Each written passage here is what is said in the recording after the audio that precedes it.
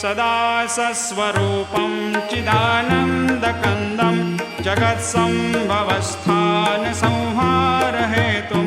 स्वभक्तेच्छया मानुषं दर्शयन्तं नमामीश्वरं सद्गुरुं साईनाथं भवद्वान्तविध्वंसमार्तण्डमीड्यं मनोवागतीतं मुनिर्ध्यानगम्यं जगद्व्यापकं निर्मलं निर्गुणत्वां नमामीश्वरं सद्गुरुं साईनाथं भवाम्भोधिमग्नार्दितानां जनानां स्वपादाश्रितानां स्वभक्ते प्रियाणां